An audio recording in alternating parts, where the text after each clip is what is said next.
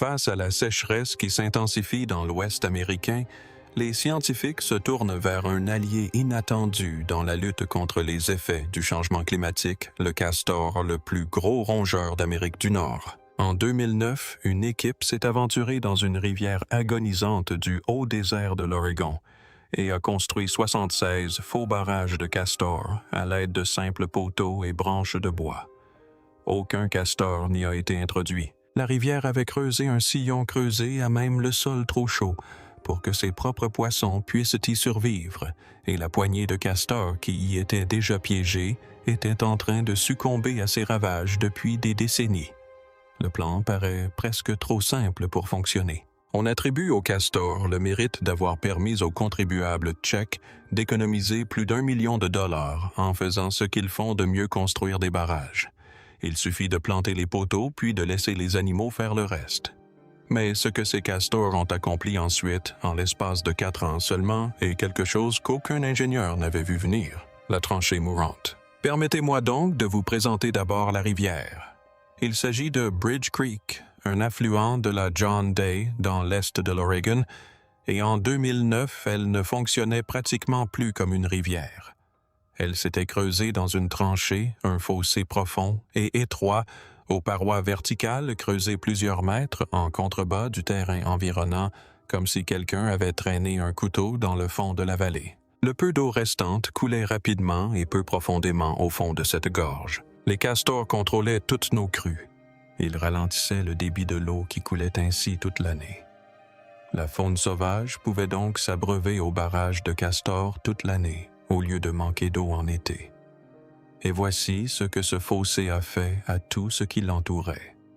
La nappe phréatique, le niveau d'humidité du sol, avait tellement baissé que les saules et les peupliers qui bordaient les berges mouraient de soif sur des terrasses arides surplombant une rivière qu'ils ne pouvaient plus atteindre. Imaginez un peu. Leurs racines étaient suspendues dans le vide et quelque part bien en dessous coulait une eau qu'ils ne toucheraient plus jamais.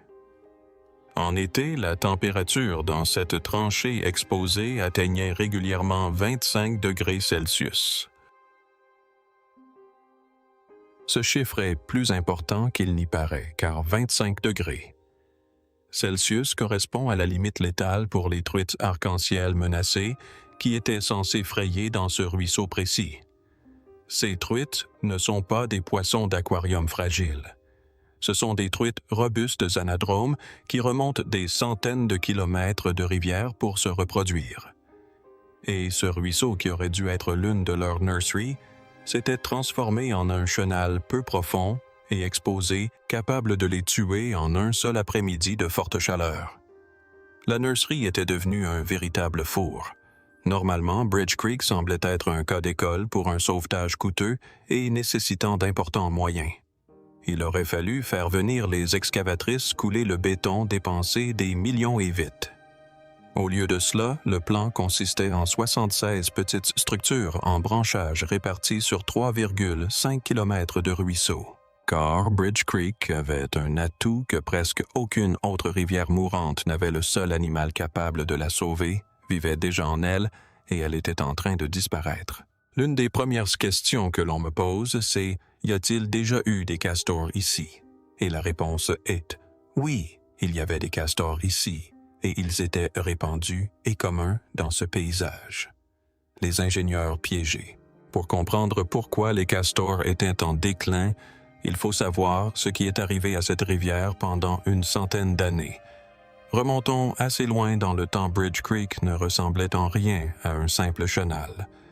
Elle drainait un bassin versant d'environ 710 km² de haut désert et ne s'écoulait pas comme un seul cours d'eau rapide. Elle s'étendait sur plusieurs berges.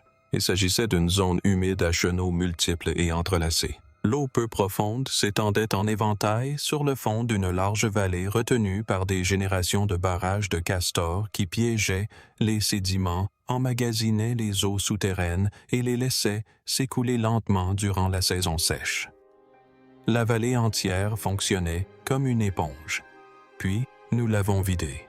La chasse à la fourrure a décimé la population de castors de la région au 19e siècle, les exterminant presque entièrement pour leur fourrure. Et ils ont procédé ainsi sur presque tout le continent, éliminant le seul animal qui jusque-là retenait discrètement l'eau sur les berges. Le bétail est arrivé ensuite broutant et piétinant la végétation ligneuse le long des rives. Une fois les barrages et les racines disparus, la rivière a commencé à creuser son propre lit. Voici la boucle qui l'a piégé. Et voici tout le problème en 5 étapes. L'eau comprimée dans un fossé étroit aux parois abruptes s'écoule plus vite. Plus l'eau est rapide, plus elle frappe le lit avec force. Plus le choc est violent, plus l'érosion est profonde. Plus le fossé se creuse, plus il se rétrécit. Et plus il est étroit, plus la crue suivante le déferle rapidement. Chaque printemps aggravait le précédent. En 2005, date du début du suivi initial, le fossé canalisait la totalité de la fonte des neiges printanières à travers une fente à peine assez large pour la contenir, déversant toute cette énergie directement sur le lit de la rivière, empêchant toute sédimentation ou construction. Les castors étaient pris au piège. 1 à 4 colonies, petites et fragilisées, avaient survécu dans le bassin versant depuis les années 1990, construisant en moyenne 40 barrages par an. Ils n'ont jamais cessé, mais les grands arbres ayant disparu, il ne leur restait plus que de fines pousses de saule pour construire. Imaginez la scène, le castor d'Amérique du Nord pèse jusqu'à 30 kg et possède des incisives dures comme du fer capable d'abattre un arbre de 10 cm en moins d'une demi-heure. Cet animal a évolué pour abattre des arbres et rebâtir des vallées entières. Et le voilà réduit à tisser de maigres lambeaux de bois à l'embouchure d'un canyon, comme un maître maçon à qui l'on aurait donné uniquement des pailles. 89% de ces barrages ont cédé en moins de 5 ans. La plupart n'ont pas survécu à un seul printemps. Et c'est là le point crucial, car les castors n'échouaient ni par faiblesse ni par paresse. Ils faisaient exactement ce que font les castors à la perfection. La physique de la rivière avait simplement été tellement bouleversée que la force d'un animal de 30 kg ne suffisait plus. Les crues ont détruit les barrages avant même qu'un seul grain de sédiment puisse s'accumuler derrière eux. L'animal qui aurait pu sauver cette rivière était déjà là, essayant déjà chaque année, et il n'y parvenait pas.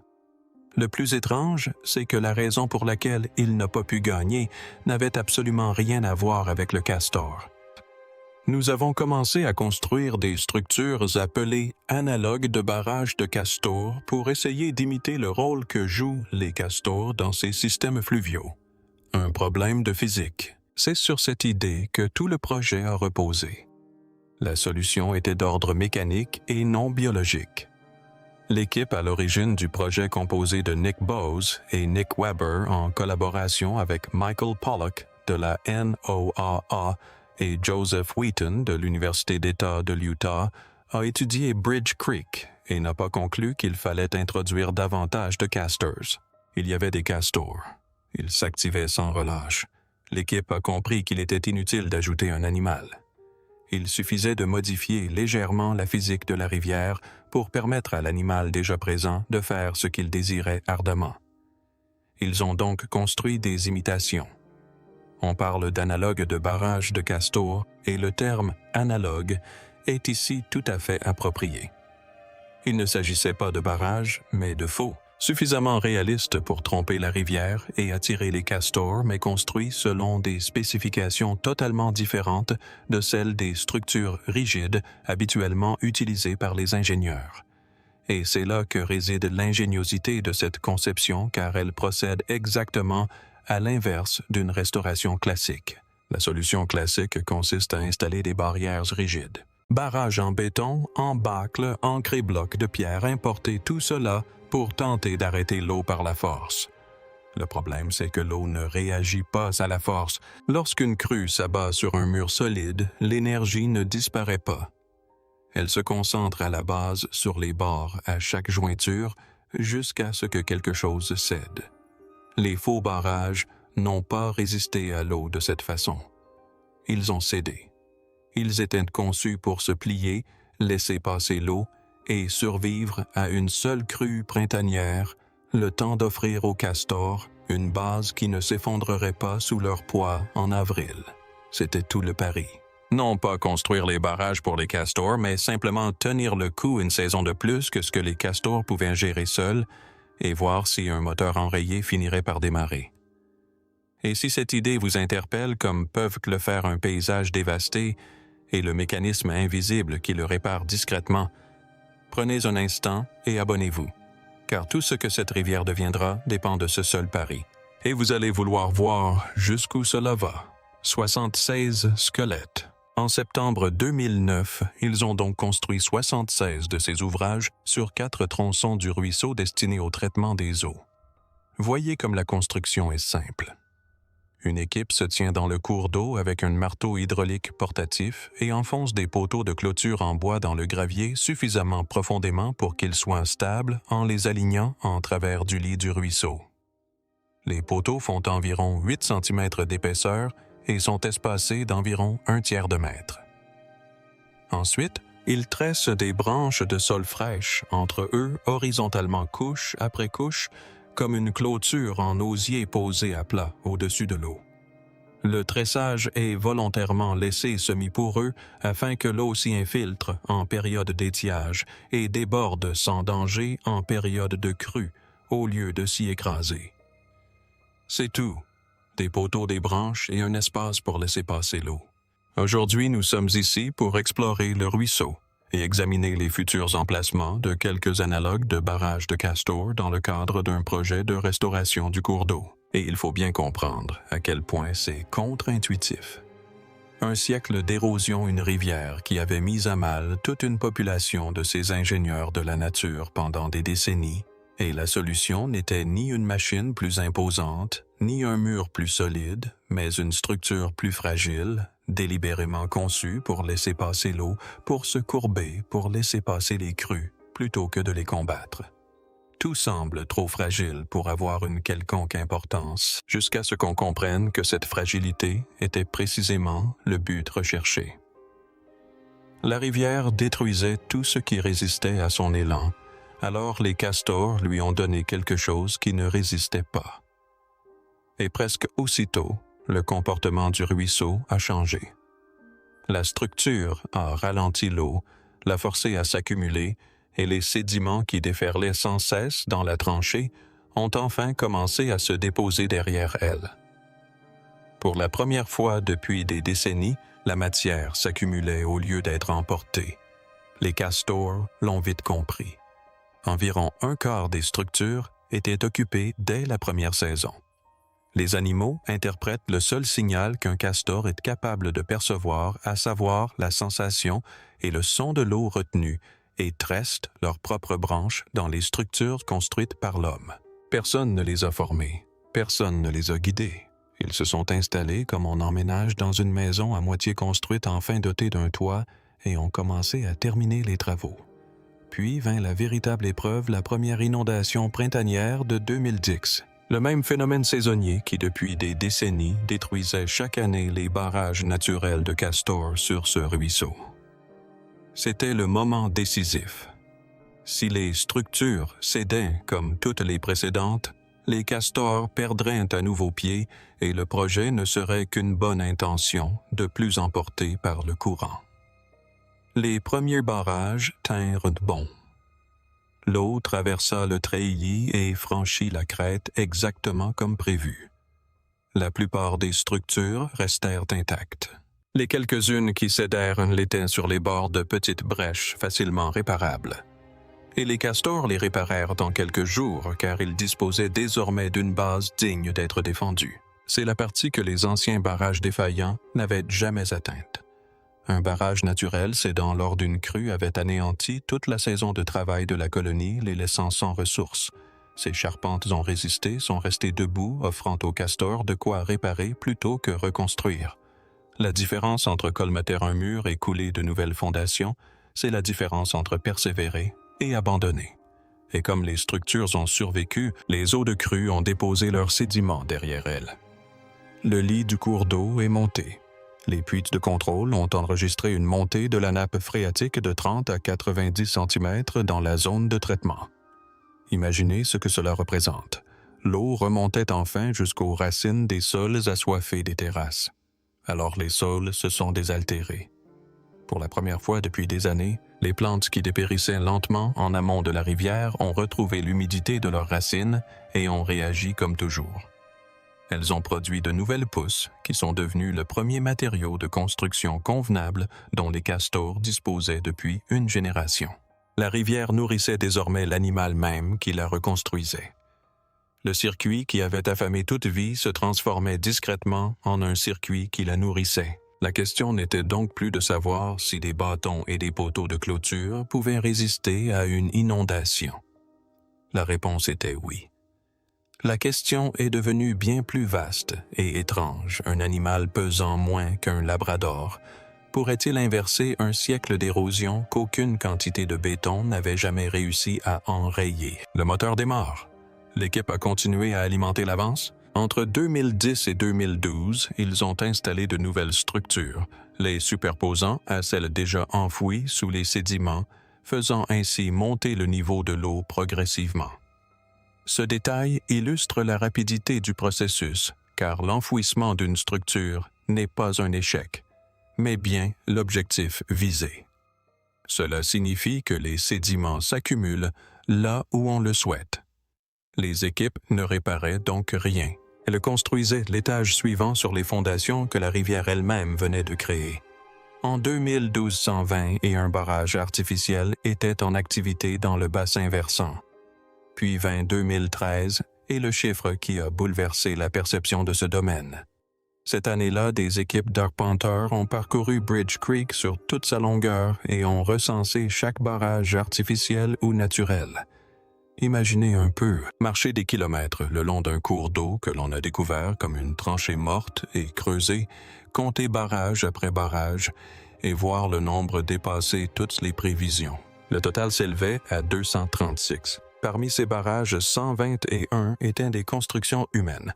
Les 115 autres étaient d'une toute autre nature, des barrages de castors entièrement autonomes, construits par une population croissante, sans aucune intervention humaine, dans des zones jamais explorées par l'équipe. Les castors avaient étendu leur territoire au-delà de la zone d'étude dans les affluents, en amont, dans les bras morts, dans des tronçons de ruisseaux où aucun poteau n'avait jamais été planté. Voici pourquoi ces barrages sauvages ont survécu là où les anciens ont échoué. Les complexes situés en amont absorbaient désormais tellement d'énergie des crues qu'ils protégeaient tout ce qui se trouvait en aval. Chaque barrage construit rendait le suivant plus sûr à construire. Le même mécanisme qui avait fait descendre le fleuve pendant un siècle le faisait maintenant remonter. Sauf que cette version ne coûtait rien et se renforçait d'année en année au lieu de s'affaiblir. Et chaque élément de ce processus alimentait tous les autres. La remontée du lit a fait remonter la nappe phréatique. La remontée de la nappe phréatique a permis la repousse des plantes. Ces plantes, en reprenant vie, ont renforcé les berges et fourni aux castors davantage de matériaux. Plus de matériaux signifiait plus de barrages. Plus de barrages signifiait un lit de rivière plus haut. Et ainsi de suite, le cycle se poursuivant, la rivière grimpant au lieu de s'effondrer. 236 barrages contre une moyenne de 40 qui durait rarement plus d'un an. Personne n'en construisait de nouveau. Le système était devenu autonome. Et ce mot est important car il représente tout l'enjeu du projet. L'équipe n'avait pas créé une rivière, elle en avait relancé une. Il y a une différence entre une machine qu'il faut entretenir et une machine qui, une fois lancée, fonctionne toute seule et se reproduit même. Ce qui avait nécessité 3 ans de travail à une poignée de personnes était désormais un système auto-extensible, s'étendant de lui-même dans des endroits insoupçonnés plus vite que n'importe quelle équipe n'aurait pu le faire. Les castors n'avaient plus besoin d'aide. Ils étaient aux commandes et cela se voyait depuis l'espace. La surface mouillée totale du cours d'eau a bondi de 203% lorsque l'eau a enfin débordé du fossé et s'est répandue sur la plaine inondable qu'elle avait abandonnée. 203%.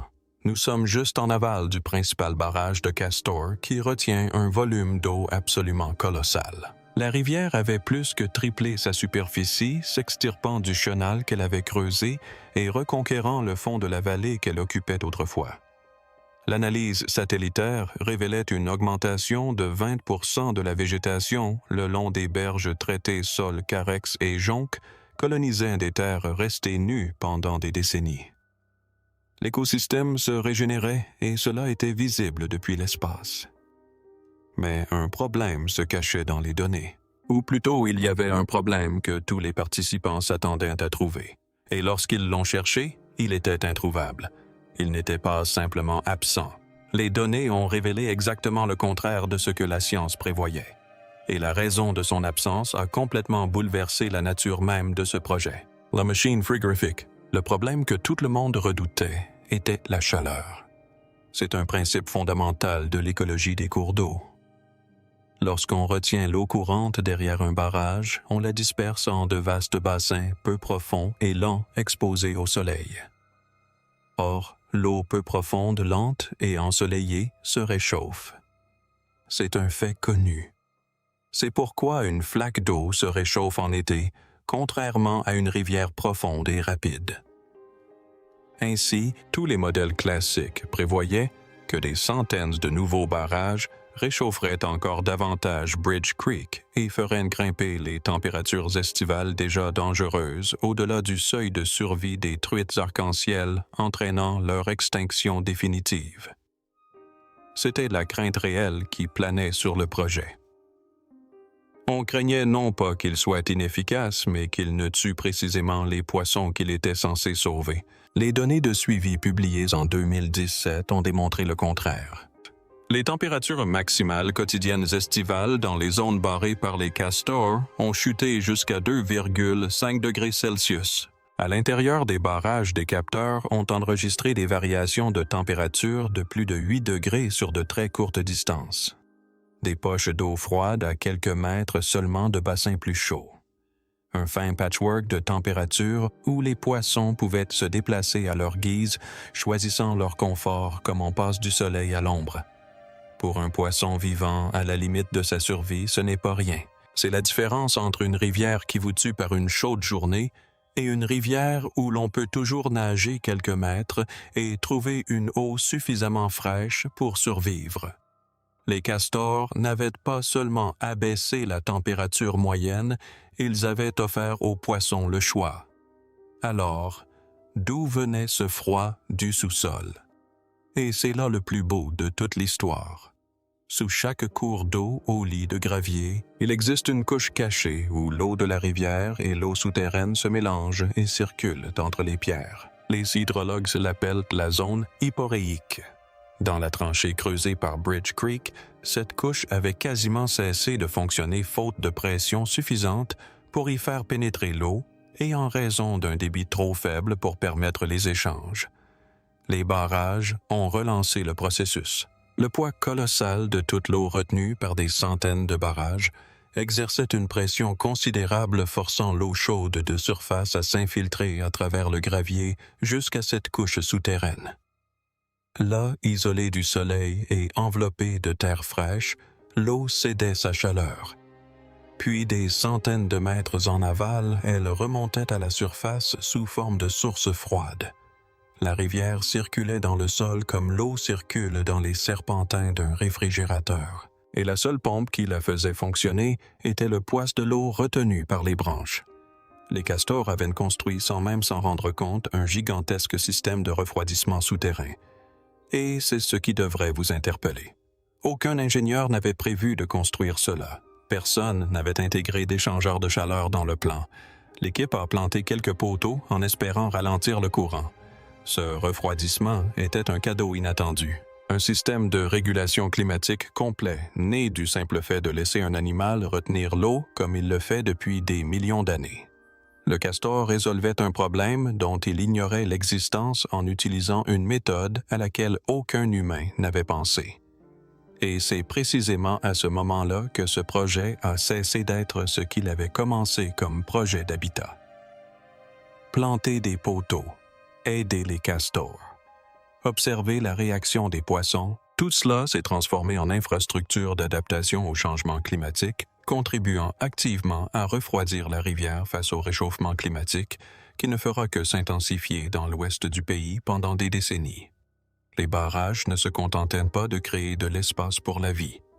Ils régulaient la température de la rivière elle-même, chose que toute la discipline avait tenté en vain de réaliser avec de l'acier, du béton et de l'argent. Un rongeur de 30 kg avait accompli gratuitement ce que toute la discipline de l'aménagement fluvial considérait comme impossible à obtenir d'un barrage, ce qui soulevait une question légitime si les barrages ne bloquaient pas le froid. Bloquaient-ils pour autant les poissons? Les poissons reviennent, car c'était l'autre crainte, et elle est ancienne. Les barrages et les poissons migrateurs ont une longue et douloureuse histoire.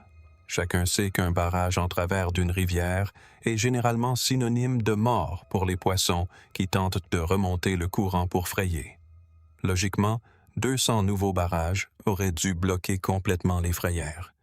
L'équipe a donc procédé à une mesure directe, en marquant les géniteurs et en suivant le nombre de ceux qui parvenaient à franchir le barrage. Avant la construction des faux barrages, 92% des géniteurs marqués réussissaient à remonter le cours d'eau. Après la construction de plus de 200 barrages, ce chiffre dépassait légèrement les 93%. Le barrage ne s'est pas effondré, il ne s'est même pas affaissé, il s'est légèrement redressé. Et la raison en est la même conception flexible que celle décrite dans le tout premier article. Les ouvrages avaient créé des chenaux latéraux des déversoirs et de profonds bassins de réception sous chaque crête. Les poissons adultes utilisaient ces bassins comme lieu de repos, reprenant des forces avant de se laisser tomber ou de s'y faufiler. Les barrages n'avaient pas érigé un mur en travers du passage des poissons. Ils avaient construit un escalier avec des paliers et les poissons le gravissaient plus facilement qu'ils n'avaient traversé le chenal hostile et désert une décennie auparavant. Imaginez ce que représentait réellement ce chenal pour un poisson migrateur, un long et rapide courant sans aucun repère, sans aucun abri. Un courant implacable du début à la fin. Le ruisseau barré a transformé ce chenal en palier, chacun offrant une petite piscine tranquille pour reprendre son souffle. La migration s'est améliorée grâce aux castors qui ont créé davantage de voies de passage et non l'inverse. Une fois arrivés aux frayères, les poissons ont découvert une rivière méconnaissable par rapport aux fossés stériles d'il y a 10 ans. Eau fraîche, fosse profonde, végétation dense et complexe, berge calme grouillante d'insectes et de nourriture. Un véritable nid à nouveau, Nita. Et il est important de s'attarder sur ce point car il explique pourquoi le changement a été si radical. Une truite arc-en-ciel n'a pas seulement besoin d'eau. Elle a besoin d'eau froide pour survivre à l'été d'eau calme, pour se reposer d'eau vive, pour déclencher la fraie de gravier propre, pour y enfouir ses œufs et de berges peu profondes et riches en nourriture, où ses alevins peuvent grandir sans être emportés par le courant. Le chenal nu ne lui offrait qu'un seul de ces éléments, et de façon très insuffisante. Le complexe de Castor lui offrait tous ces éléments concentrés sur quelques mètres. Une mosaïque d'eau vive et calme profonde et peu profonde chaude et froide qu'un jeune poisson pouvait explorer en nageant sur une distance équivalente à sa longueur dans n'importe quelle direction.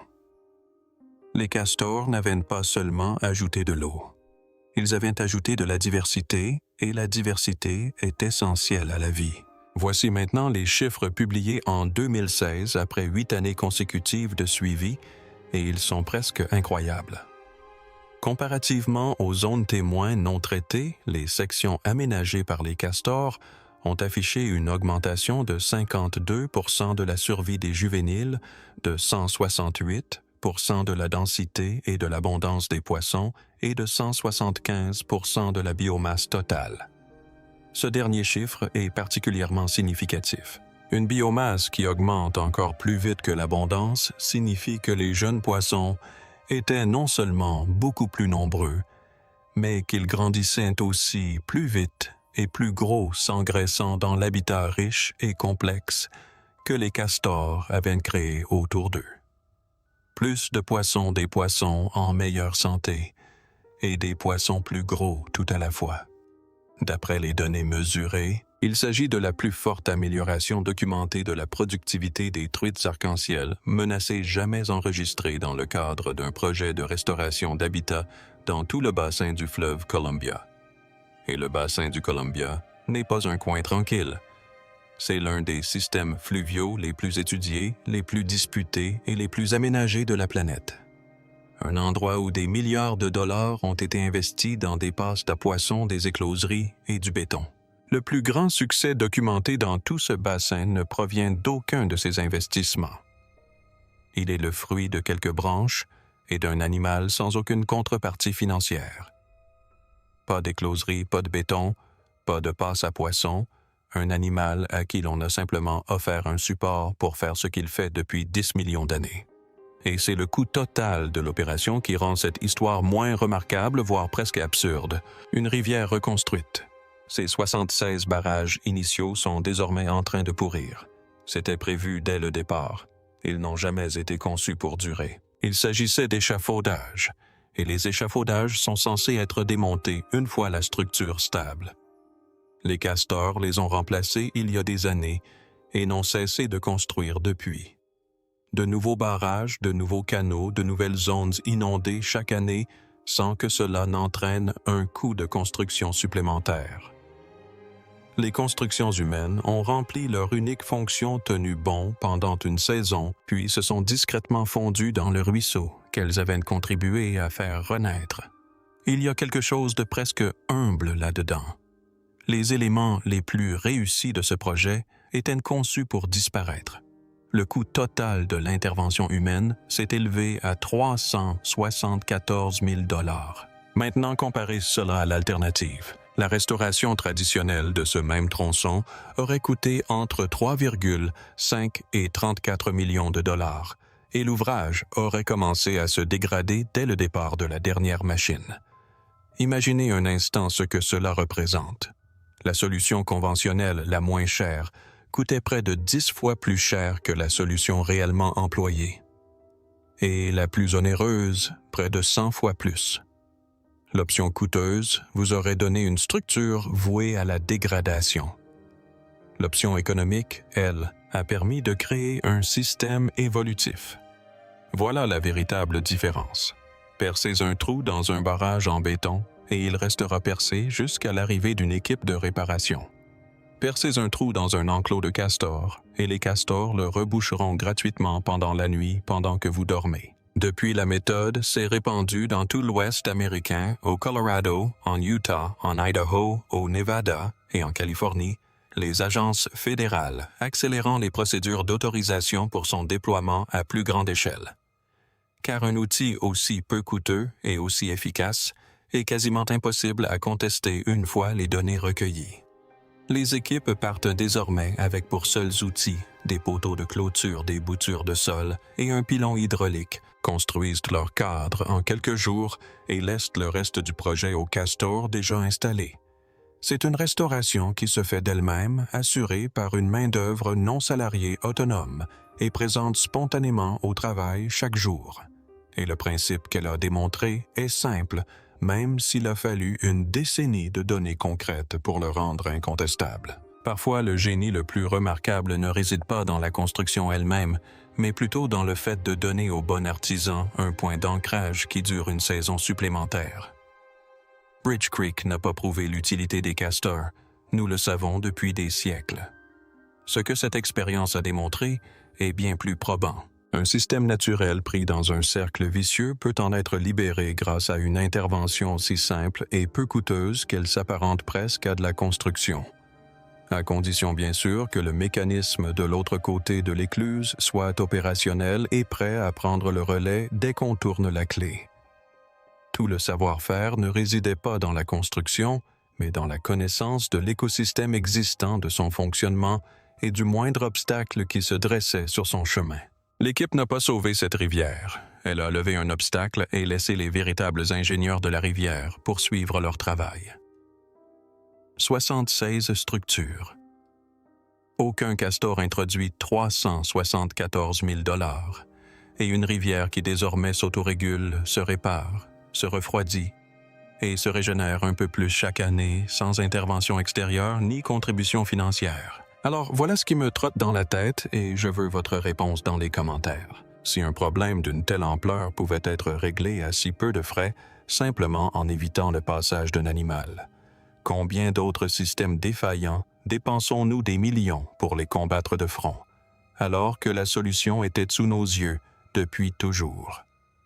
Lequel vous vient à l'esprit en premier si ce genre d'ingénierie vous passionne, ces paysages bouleversés et ces mécanismes discrets qui les réparent? Abonnez-vous. Il y a encore beaucoup à découvrir.